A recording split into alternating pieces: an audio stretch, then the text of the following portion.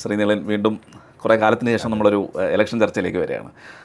പ്രധാനമായിട്ടും ഇപ്പോഴത്തെ ഒരു ഇലക്ഷനിൽ 4 സംസ്ഥാനങ്ങളിലും പോണ്ടിച്ചേരിയിലും നടക്കുന്ന ഒരു ഇലക്ഷനിൽ ഏറ്റവും കൂടുതൽ ശ്രദ്ധിക്കപ്പെടുന്നത് ബംഗാളാണ്. ബംഗാൾ എന്ന് പറയുമ്പോൾ നമ്മുടെ രാഷ്ട്രീയവുമായി ബന്ധപ്പെട്ട ഏറ്റവും കൂടുതൽ ഒരു അത്രയും സ്വാധീനമുള്ള ഒരു മേഖലയാണ്. അതായത് ഒരുപാട് സ്വാതന്ത്ര്യ സമര സേനാനികൾ, ഒരുപാട് നവോത്ഥാന നായകർ, വിവേകാനന്ദൻ്റെയും ശ്രീരാമകൃഷ്ണ പരമഹംസൻ, അരബിന്ദോ, സുഭാഷ് ചന്ദ്രബോസ്, അങ്ങനെ ബിപിൻ ചന്ദ്രപാൽ, അങ്ങനെ എത്രയോ ഒരുപാട് പേര്, ഇനിയും പേര് പറയാൻ, രവീന്ദ്രനാഥ് ടാഗോർ, ബങ്കിംചന്ദ്ര ചാറ്റർജി, വന്ദേ മാതരം, അങ്ങനെ അതെ നീണ്ടുപോവുകയാണ്. രാഷ്ട്രത്തിൻ്റെ ആ ഒരു കരുത്തിൽ ഏറ്റവും കൂടുതൽ, അതായത് സ്വാതന്ത്ര്യ സമരത്തിൽ ഏറ്റവും വിപ്ലവ ഭൂമിയായിരുന്ന ഒരു സ്ഥലമായിരുന്നു ബംഗാൾ. ബംഗാളിന് അത്രത്തോളം പ്രാധാന്യമുണ്ട് നമ്മുടെ രാഷ്ട്രത്തിൻ്റെ ചരിത്രത്തിൽ. പിന്നീട് അത് സ്വാതന്ത്ര്യാനന്തരമാണെങ്കിലും 1971 യുദ്ധവും അതുമായി ബന്ധപ്പെട്ട അതെല്ലാം ബംഗാളിനെ ബാധിക്കുന്ന അങ്ങനെയൊക്കെ ഒരു സാഹചര്യമുണ്ട്. അപ്പോൾ ബംഗാൾ ഇപ്പോൾ ഏറ്റവും കൂടുതൽ ചർച്ച ചെയ്യപ്പെടുന്നൊരു സമയമാണ്. ഒന്ന്, ഇലക്ഷൻ റിസൾട്ട് വരും, ഉടനെ തന്നെ വരും,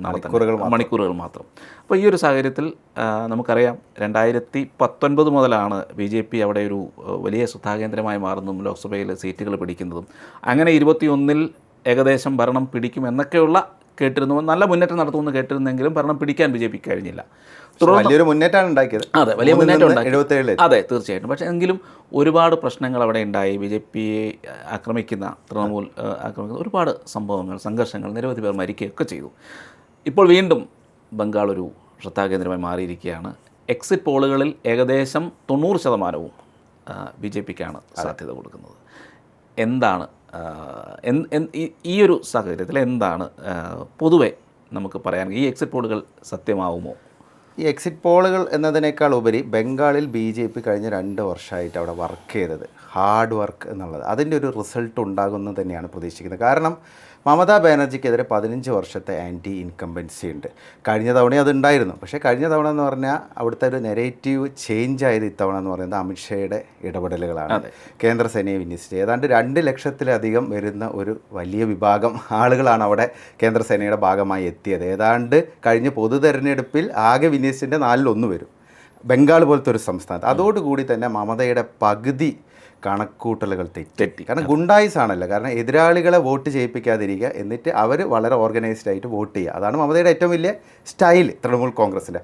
അത് ഇത്തവണ വർക്കൗട്ട് ആയിട്ടില്ല. ഫസ്റ്റ് ഫേസിൽ തീരെ ആയിട്ടില്ല. സെക്കൻഡ് ഫേസിൽ അവരുടെ സൗത്ത് ബംഗാളിൽ പരമാവധി ശ്രമിച്ചു, ഒന്നും നടന്നില്ല. അതിൻ്റെ ആ ഒരു ഫ്രസ്ട്രേഷൻ ആണിപ്പം കാണിച്ചുകൊണ്ടിരിക്കുന്നത്. പിന്നെ SIR വലിയൊരു ഇമ്പാക്റ്റാണ് ബംഗാളിൽ ഉണ്ടാക്കിയിരിക്കുന്നത്. കാരണം പലയിടങ്ങളിലും ഇപ്പോൾ സൗത്ത് ബംഗാൾ മാത്രം നോക്കുകയാണെങ്കിൽ മമതയുടെ കോട്ടകളെന്നറിയപ്പെടുന്ന കൊൽക്കത്ത, ഹൗറ, ഹുഗ്ലി ആ പ്രദേശം മാത്രം നോക്കുകയാണെങ്കിൽ അവിടെ 33 മണ്ഡലങ്ങളിൽ ഈ SIRൻ്റെ ഇമ്പാക്റ്റ് എന്ന് പറയുന്നത് വളരെ ഹെവിയാണ്.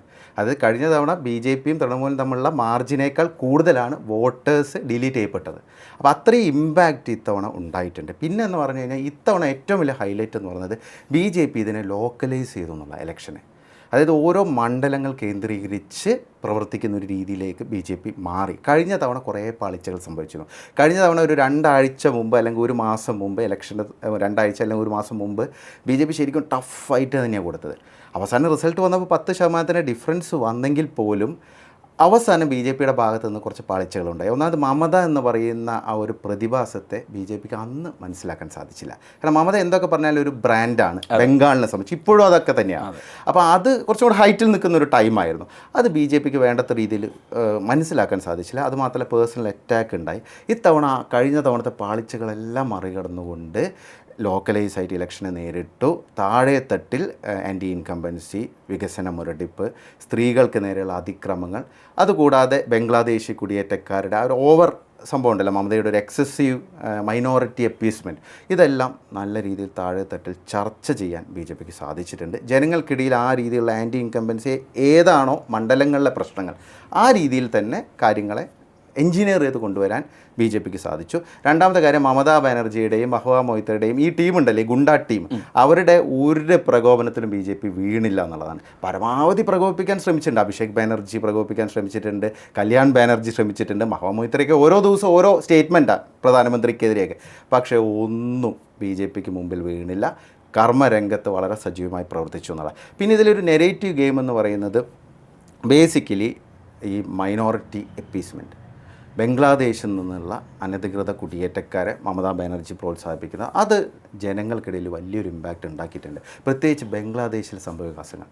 കാരണം ബംഗ്ലാദേശിൽ ഹിന്ദുക്കൾ നേരിടുന്ന വലിയ രീതിയിലുള്ള അതിക്രമങ്ങൾ, അവരെത്രത്തോളം വംശഹത്യ എന്നുള്ള രീതിയിൽ വർഷങ്ങളായിട്ട് നടക്കുന്നതാണ്. പക്ഷേ അതിപ്പോൾ വീണ്ടും വളരെ സജീവമായിട്ട് ഒരു മാറ്റത്തോടു കൂടി, അതായത് ഷെയ്ഖ് ഹസീന ജമാഅത്ത് ഇസ്ലാമി ഉൾപ്പെടെയുള്ള സംഘടനകളുടെ സ്വാധീനം. അപ്പോൾ ഇത് ബംഗാളിലുണ്ട്. അപ്പം മമതാ ബാനർജി ആണെങ്കിൽ കട്ട് ത്രോട്ടായിട്ടുള്ള മൈനോറിറ്റി അപ്പീസ്മെൻറ്റുമായി മുന്നോട്ട് പോകാം. മമതാ ബാനർജി സത്യത്തിൽ ആഗ്രഹിക്കുന്നത് ബംഗാൾ ഒരു മുസ്ലിം മെജോറിറ്റി ഏരിയ ആവാനാണ്. അവരവിടെയാണ് കംഫർട്ട് കാണുന്നത്. അല്ലാതെ ഹിന്ദു ആ ഒരു രീതിയിൽ അവർക്ക് ഇനി ഒരു സ്കോപ്പ് ഇല്ല, അല്ലെങ്കിൽ ഒരു ഭാവി ഇല്ല എന്നുള്ളത് അവർക്കറിയാം. അതിനനുസരിച്ച് തന്നെയാണ് അവരുടെ രാഷ്ട്രീയം പയറ്റിക്കൊണ്ടിരിക്കുന്നത്. അപ്പോൾ ഇത് ഒരു വലിയൊരു നെഗറ്റീവായിട്ട് കൊണ്ടുവരാൻ ബി ജെ പിക്ക് സാധിച്ചിട്ടുണ്ട്. അതായത് മമതാ ബാനർജി ഒരു 5 വർഷം കൂടെ ഭരിക്കുകയാണെങ്കിൽ ബംഗാൾ ബംഗ്ലാദേശായിട്ട് മാറും എന്നുള്ളത്. കാരണം അവർക്ക് അനുഭവമുണ്ട്. കാരണം ഇവർ ബേസിക്കലി ഒരൊറ്റ ജനതയാണല്ലോ. ഇത് പാർട്ടീഷൻ്റെ ഇതുമായി ബന്ധപ്പെട്ട് മതത്തിൻ്റെ പേരിൽ വിഭജിച്ച 2 വിഭാഗങ്ങളാണ്. അപ്പോൾ അത് വലിയൊരു വിഷയമായി മാറിയിട്ടുണ്ട്. പിന്നെ മമതാ ബാനർജിക്ക് പഴയ രീതിയിലുള്ള ഒരു സ്വീകാര്യത ഇപ്പം വനിതകൾക്കിടയിലില്ല എന്നുള്ളതാണ്. കാരണം കഴിഞ്ഞ തവണ ലക്ഷ്മി ഭണ്ഡാർ സ്കീമൊക്കെ കൊണ്ടുവന്നിട്ട് 2021 ആ ഒരു സാമൂഹ്യക്ഷേമ പദ്ധതി കൊണ്ടുവന്നത്. ഏതാണ്ട് ഇപ്പം എനിക്ക് തോന്നുന്നു 1750 രൂപയുണ്ട് ഇപ്പം കൂട്ടിയത് പ്രതിമാസം സ്ത്രീകൾക്ക് ലഭിക്കുന്നത്. അപ്പോൾ അങ്ങനെയുള്ള ഇഷ്യൂസൊക്കെ ഉണ്ടായിരുന്നു. പക്ഷേ ഇത്തവണ ഈ സ്ത്രീ സുരക്ഷ അത് വലിയൊരു ഇഷ്യൂ. മറ്റേ മെഡിക്കൽ കോളേജിലെ അതെ, ഏറ്റവും കൂടുതൽ ക്രൈം, വനിതകൾക്ക് നേരെയുള്ള ക്രൈം ഇൻസിഡൻസ് നടക്കുന്നത് അതെ അതിപ്പം ബംഗാളിലാണ്. അതൊന്നും പലതും കേസായിട്ട് മാറുന്നില്ല, അല്ലെങ്കിൽ നല്ല രീതിയിൽ അതിനെ മുന്നോട്ട് പോകുന്നില്ല, ജുഡീഷ്യറിൻ്റെ രീതിയിലേക്ക് എത്തിക്കുന്നില്ല. ടോട്ടൽ ഗുണ്ടായിസം എന്നുള്ളത് പക്ക ഗുണ്ടായിസം. അപ്പോൾ അത് ഈ രത്ന ദേബ്നാഥ് എന്ന് പറയുന്ന ആർജിക്കർ ഇരയുടെ അമ്മ നോർത്ത് 24 പർഗനാസിലെ പാനിഹതി മണ്ഡലത്തിലാണ് മത്സരിക്കുന്നത്, ബി ജെ പി സ്ഥാനാർത്ഥിയായിട്ട്. അപ്പോൾ അത് ഒക്കെ വലിയൊരു മാറ്റം അവിടെ കൊണ്ടുവന്നിട്ടുണ്ട്. പിന്നെ നമ്മളൊരു കാര്യം ആലോചിക്കേണ്ടത്, കഴിഞ്ഞ ലോക്സഭാ തെരഞ്ഞെടുപ്പിൽ 56% ഹിന്ദുക്കളാണ് അവിടെ ബി ജെ പിയെ പിന്തുണച്ചത്. ഇത്തവണ അതൊരു 62-63% വരും എന്നാണ് പറയുന്നത്. അതായത് കഴിഞ്ഞ തെരഞ്ഞെടുപ്പിൽ, ലോക്സഭാ തെരഞ്ഞെടുപ്പിൽ തൃണമൂൽ കോൺഗ്രസും ബി ജെ പിയും തമ്മിലുള്ള ഡിഫറൻസ് 7%. 2021 നിയമസഭാ തെരഞ്ഞെടുപ്പിൽ അത് 10%. പക്ഷേ നേരത്തെ നമ്മൾ പറഞ്ഞ പോലെ 2019 എല്ലാവരെയും ഞെട്ടിച്ച് ബി ജെ പി ഒരു വലിയ മുന്നേറ്റം ഉണ്ടാക്കിയത്. അന്ന് വെറും 3% ഡിഫറൻസ് ആയിരുന്നു 2019 ലോക്സഭാ ഇലക്ഷനിൽ തൃണമൂൽ കോൺഗ്രസും ബി ജെ പിയും തമ്മിലുണ്ടായിരുന്നത്. മമത ശരിക്കും ഞെട്ടി വിറച്ചുപോയി. 42-ൽ 18 സീറ്റുകൾ ബി ജെ പി നേടി.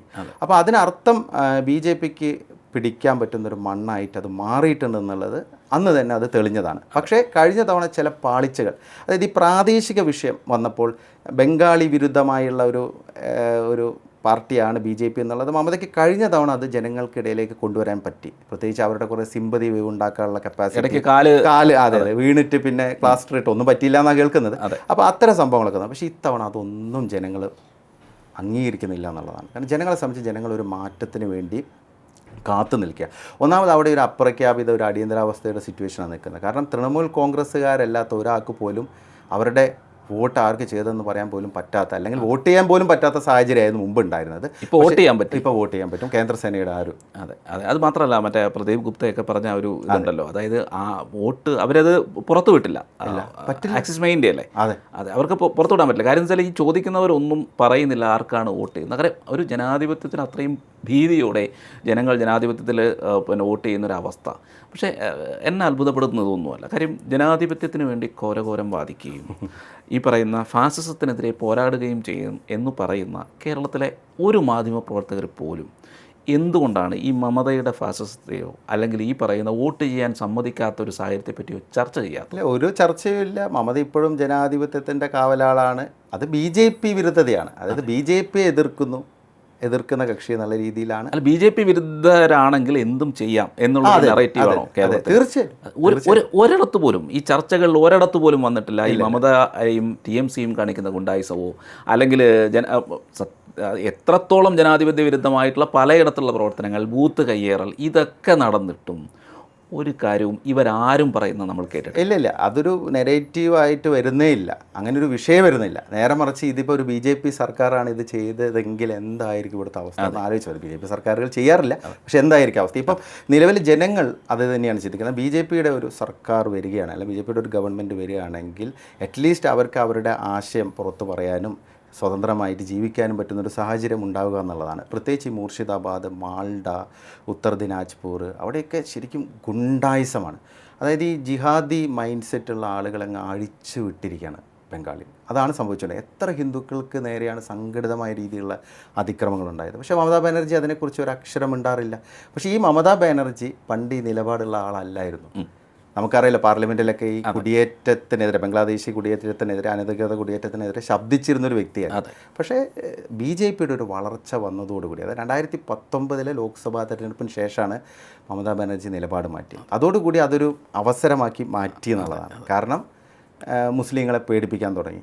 അതിനു മുമ്പ് മുസ്ലിം വിഭാഗക്കാർ ഒരു ചെറിയ ശതമാനം CPMനെ മടുത്ത് ഭരണം അവർ വിധി മാറ്റി എഴുതി ആ ഒരു സാഹചര്യം നിൽക്കുമ്പം നല്ലൊരു ശതമാനം മുസ്ലിങ്ങൾ BJPയിലേക്ക് വന്നിരുന്നു. പക്ഷേ ആ സാഹചര്യത്തിലാണ് മമതാ ബാനർജി ഇതൊരു അവസരമാക്കി എടുത്തിട്ട് ആ രീതിയിൽ സംഘടിപ്പിക്കാൻ തുടങ്ങി. അതായത് BJP വരുന്നു. അതിപ്പോൾ കേരളത്തിലൊക്കെ നടക്കുന്ന സംഭവം ഉണ്ടല്ലോ. മഞ്ചേശ്വരത്തൊക്കെ ഒരു പണിയെടുക്കാതെയാണ് മുസ്ലിം ലീഗ് വർഷങ്ങളായിട്ട് ജയിക്കുന്നത്. ഞാൻ ആ മഞ്ചേശ്വരം മണ്ഡലത്തിൽ പോയിരുന്നു. ഇതുപോലൊരു വികസനം ഇല്ലാത്തൊരു മണ്ഡലം പറയില്ല. അവിടുത്തെ ആളുകൾക്ക് സത്യത്തിൽ അവർ പറയുന്നുണ്ട്, പലപ്പോഴും അവരുടെ ഉള്ളിലുണ്ട് ഈ BJPയെ കാണിച്ചുകൊണ്ട് നമ്മളെ പറ്റിക്കുകയാണെന്നുള്ളത്. ഓക്കെ, ചില നമുക്കറിയില്ല എന്താണ് റിസൾട്ട്. കാസർഗോഡ് അത് ഫീൽ ചെയ്തിട്ട് അതെ, ആ ഒരു മേഖലകളിലൊക്കെ ഒരു വികസനവും ഇല്ലെങ്കിൽ BJP വിരുദ്ധത പറഞ്ഞാൽ മതി, ഈസി ആയിട്ട് ജയിച്ചു പോകാം എന്നുള്ള ഘട്ടത്തിലേക്ക് എന്തൊരു വളരെ നെഗറ്റീവ് പൊളിറ്റിക്സ് ആണ്. അത് തന്നെ ബംഗാളിൽ അതിൻ്റെ ഏറ്റവും വലിയൊരു ഉദാഹരണമാണ് ബംഗാൾ എന്നുള്ളത്.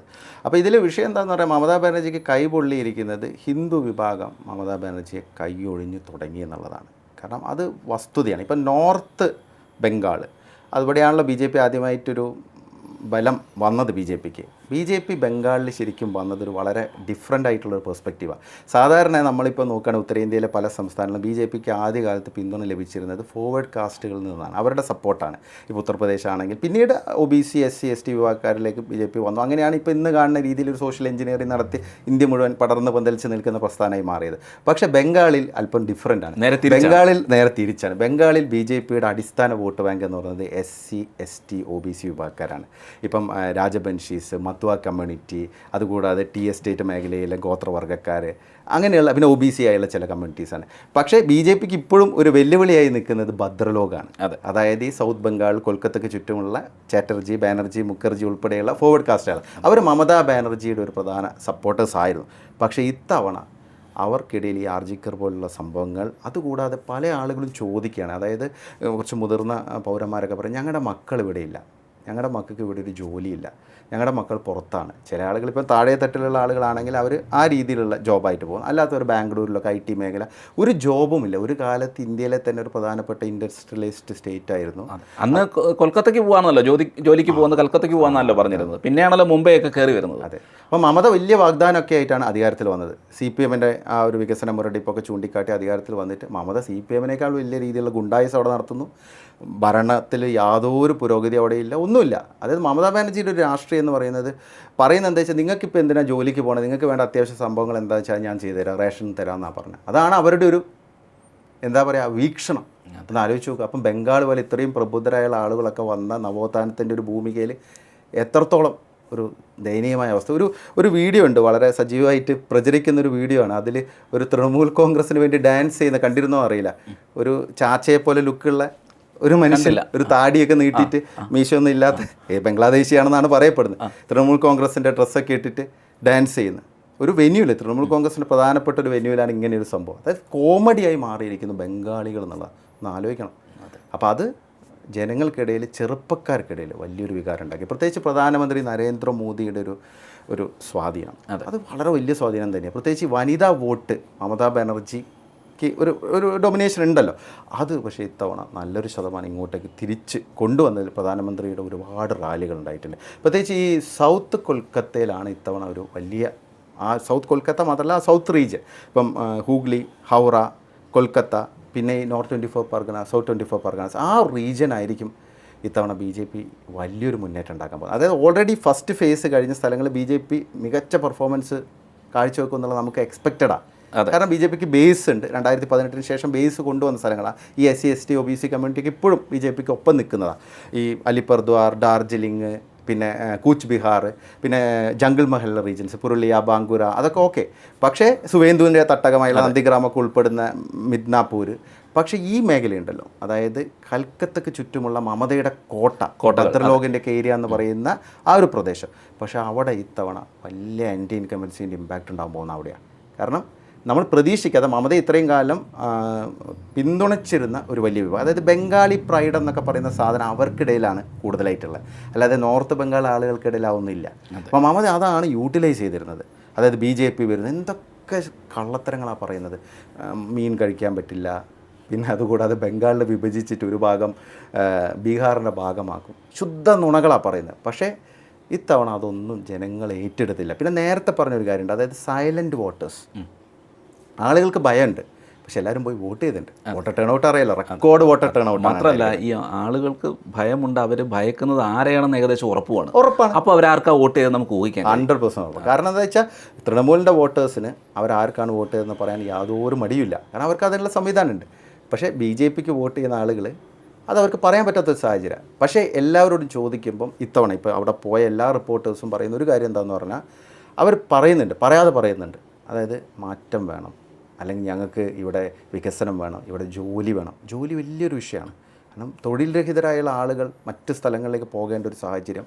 പിന്നെ അതുകൂടാതെ ഇവിടെ ക്രമസമാധാന നില, വനിതകൾക്കിടയിൽ ഇതൊരു വലിയ വിഷയമായിട്ടുണ്ട്. സ്ത്രീകൾക്കെതിരെ അത്രയും വലിയ അതിക്രമങ്ങളാണ് നടക്കുക. എന്നിട്ട് തൃണമൂൽ കോൺഗ്രസ് ഗുണ്ടകളെ മമതാ ബാനർജിയുടെ ഭരണകൂടം ഓപ്പണായിട്ട് സപ്പോർട്ട് ചെയ്യാണ്. അപ്പോൾ ഇതവിടെ ഒരു ചർച്ചയാക്കാൻ വലിയ തോതിൽ BJPക്ക് സാധിച്ചിട്ടുണ്ട്. അപ്പോൾ ഒരു സൈലൻറ്റ് വേവ് ഉണ്ടാകുന്ന പോലെ. ഇപ്പോൾ കഴിഞ്ഞ തവണത്തെ നോക്കുകയാണെങ്കിൽ ഇപ്പം SIR ഡിലീഷൻ കൂടി കണക്കിലെടുത്ത് നോക്കുകയാണെങ്കിൽ ഒരു 5% ഡിഫറൻസാണ് വോട്ട് പെർസെൻറ്റേജിലുള്ളത്. ഏത് തവണ ഈ തെരഞ്ഞെടുപ്പിന് തൊട്ട് മുമ്പ് ഒരു 1 മന്തൊക്കെ മുമ്പ് ഉണ്ടായിരുന്നത്. അങ്ങനെയാണ് ഒരു എക്സ്പെക്റ്റേഷൻ ഉണ്ടായത്. സൈക്കോളജിസ്റ്റുകളൊക്കെ ആ രീതിയിലാണ് പറഞ്ഞത്. അതായത് ഒരു 5% എന്ന് പറയുമ്പോൾ ഒരു 5% വോട്ട് ഫ്ലിപ്പ് ചെയ്ത് കഴിഞ്ഞാൽ BJPക്ക് അധികാരത്തിൽ വരാൻ പറ്റുന്നൊരു സാഹചര്യത്തിലേക്ക് മത്സരം അത്രയും ടൈറ്റായി മാറി എന്നുള്ളതാണ്. അപ്പോൾ അതിൽ തന്നെ ഒരു ഹിന്ദു കൺസോൾട്ടേഷൻ, ഒരു 8% ഹിന്ദു കൺസോൾട്ടേഷൻ വരികയാണെങ്കിൽ ഈ 5% മെറ്റ് ചെയ്യാൻ സാധിക്കും. കാരണം ബംഗാളിൽ അറിയാമല്ലോ 70% ഹിന്ദുക്കൾ ഔദ്യോഗികമായിട്ട് പറയുന്നത്, അത്രയും ഉണ്ടാവില്ല, ഒരു 35% മുസ്ലിം ജനസംഖ്യ, ബാക്കി ഒരു 65 ഹിന്ദു ആണെന്ന് പറയുന്നത്. അപ്പം അതിൻ്റെ ഒരു ഇമ്പാക്റ്റ് ഇത്തവണ ബംഗാളിൽ ഉണ്ടാകുമെന്നാണ് പറയുന്നത്. പിന്നെ ഈ SIRൻ്റെ ഒരു വിഷയം നിർണായകമായി മാറും. പക്ഷേ പിന്നെ മറ്റൊരു കാര്യം, ഇപ്പോൾ കേരളത്തിലൊക്കെ ഏറ്റവും കൂടുതൽ ചർച്ച, ഇപ്പോൾ സോഷ്യൽ മീഡിയയിൽ ഏറ്റവും കൂടുതൽ പറയുന്ന ഒരു കാര്യം കൂടെയുണ്ട്. അതായത് ബംഗാളിൽ ഇടതുപക്ഷം തിരിച്ചു വരുന്നു എന്നുള്ളത് ഒരു സ്ഥിരമായി പറയുന്നത്. കേന്ദ്രസേന ഉണ്ടായതുകൊണ്ട് അതെ, വോട്ട് ചെയ്യാൻ പറ്റി, അത്യാവശ്യം മത്സരിക്കാൻ പറ്റി. അതെ, അതാണ് അവസ്ഥ. അല്ല, അത് ഒന്നുമില്ലെങ്കിലും ആദിർ രഞ്ജൻ ചൗധരി അത് കൃത്യമായിട്ട് പറഞ്ഞു. കേന്ദ്രസേന ഉള്ളത് കൊണ്ടാണ് സാധാരണക്കാർക്ക് വോട്ട് ചെയ്യാൻ കഴിഞ്ഞത് എന്നുള്ളത് തുറന്നു പറഞ്ഞു. അതൊരു വലിയ കാര്യമാണ്. രാഹുൽ ഗാന്ധിയാണെ പറയില്ലായിരുന്നു, പുള്ളി നേരെ തിരിച്ചായി. അപ്പോൾ അങ്ങനെ ഒരു അത് CPM പറയുന്നുണ്ട്, പക്ഷേ ഒഫീഷ്യലായി പറയുന്നില്ല, ലോക്കലി പറയേണ്ടെന്നാണ് പറയുന്നത്. കാരണം ഇത്തവണ അവർ വളരെ നല്ല രീതിയിൽ തന്നെ അവിടെ മത്സരിക്കുന്നുണ്ട്. അതുകൊണ്ട് 1-2 സീറ്റുകൾ ചിലപ്പോൾ അവർ കിട്ടി. അതായത് ഈ സത്യത്തിൽ ഇപ്പോൾ അവിടുത്തെ ഒരു അവസ്ഥ എന്ന് പറഞ്ഞാൽ ഈ പറയുന്ന CPM, തൃണമൂൽ കോൺഗ്രസ്, പിന്നെ കോൺഗ്രസ്, ഈ പാർട്ടികളൊക്കെ ഈ മുർഷിദാബാദ്, മാൽഡ, ഉത്തർ ദിനാജ്പൂർ പോലെ മുസ്ലിം ഡൊമിനേറ്റഡ് റീജിയൻസിനെ ആശ്രയിക്കേണ്ട സാഹചര്യമാണ് നിൽക്കുന്നത്. അതൊരു വല്ലാത്ത സംഭവമാണ്.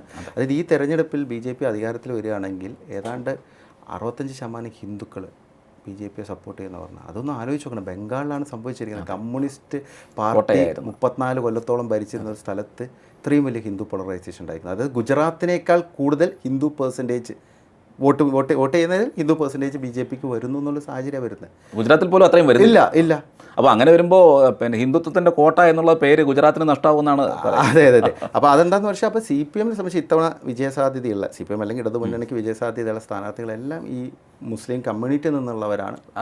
അസ്സലാമു അലൈക്കും പറഞ്ഞാണ് ഓപ്പണായിട്ട് SDPയുടെ കൊടിയും കൂടെയുണ്ട്. അപ്പോൾ ഇതാണ് നാണമില്ലാണ്ടാണ് SDPയുടെ കൊടിയും പിടിച്ചിട്ട് നടന്നത്. എന്ത് നാണം? കാരണം അവിടുന്ന് അവർക്ക് എന്തെങ്കിലും രക്ഷയുള്ളൂ. അപ്പോൾ ഇത്തവണ അവിടെ ഒരു കൂട്ടപ്പൊരിച്ചിലുണ്ടാവും. ഈ മിഡ്നാപ്പൂർ അല്ല, പ്രത്യേകിച്ച് ഈ നന്ദിഗ്രാമിൻ്റെയൊക്കെ മുകളിലുള്ള സ്ഥലങ്ങൾ, ഇപ്പം നാദിയ, പിന്നെ അതുകൂടാതെ മാൽഡ, മുർഷിദാബാദ്. മാൽഡ ഒരു കാലത്ത് കലാപങ്ങൾ മാത്രമേ ഉണ്ടായിരുന്നു. ബംഗ്ലാദേശ് ബോർഡർ ഭയങ്കര ഇതാണ്, എക്സ്ട്രീമിസം ഉള്ള സ്ഥലമാണ്. അപ്പോൾ ഈ മേഖലയിൽ ഒരു കൂട്ടപ്പൊരിച്ചിലുണ്ടാവും. ഒരു ചതുഷ്കോണ മത്സരമൊക്കെ നടക്കുമ്പോൾ എവിടെയെങ്കിലും ഒന്ന് ജയിച്ച് കയറിയാലായി. കോൺഗ്രസ്സിന് ഒരു സീറ്റോ CPMന് ഒരു സീറ്റോ കിട്ടിയാലായി. അത് ഉറപ്പൊന്നുമില്ല, ഷുവർ സീറ്റൊന്നുമല്ല. അതാണ് സാഹചര്യം. പക്ഷേ അതിൽ വേറൊരു കാര്യമുണ്ട്. അപ്പോൾ സ്വാഭാവികമായിട്ടും BJP ഭരണത്തിലേക്ക് വരികയാണെങ്കിൽ, ഇപ്പോൾ അതാണ് സംഭവം, എക്സിറ്റ് പോളുകൾ പറയുന്ന പോലെ BJP ഭരണത്തിൽ വരികയാണെങ്കിൽ പിന്നെ ഒരു 5 വർഷക്കാലം എന്തായാലും ശക്തമായിട്ടുള്ള നടപടികളും അതിനനുസരിച്ചുള്ള വികസന പ്രവർത്തനങ്ങളും അവിടെ നടക്കുമെന്നുള്ളത് ഉറപ്പാണ്. പിന്നെ അത്ര എളുപ്പം BJP അവിടെ നിന്ന് ഒരിക്കലും പറ്റില്ല. കാരണം ഇതുവരെ വികസനം എന്താണെന്ന് അറിഞ്ഞിട്ടില്ല ബംഗാളികൾ. അവരത് അറിയാൻ പോവുകയാണ്.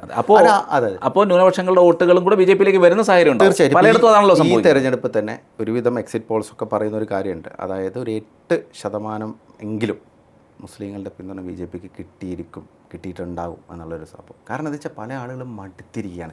എല്ലാവരും ഈ മതപരമായുള്ള രീതിയിൽ മാത്രമല്ല വോട്ട് ചെയ്യുന്നത്. കാരണം ഒന്നാമത് മമത ഒന്നും ചെയ്യുന്നില്ല, ഭയങ്കര മോശം അവസ്ഥയാണ്. അപ്പോൾ കൽക്കത്തയിൽ നിന്ന് കുറച്ച് ഒരു 30 കിലോമീറ്റർ ദൂരെ സഞ്ചരിച്ച് സൗത്ത് 24 പർഗനാസിലേക്ക് പോയ എന്താ അവസ്ഥ?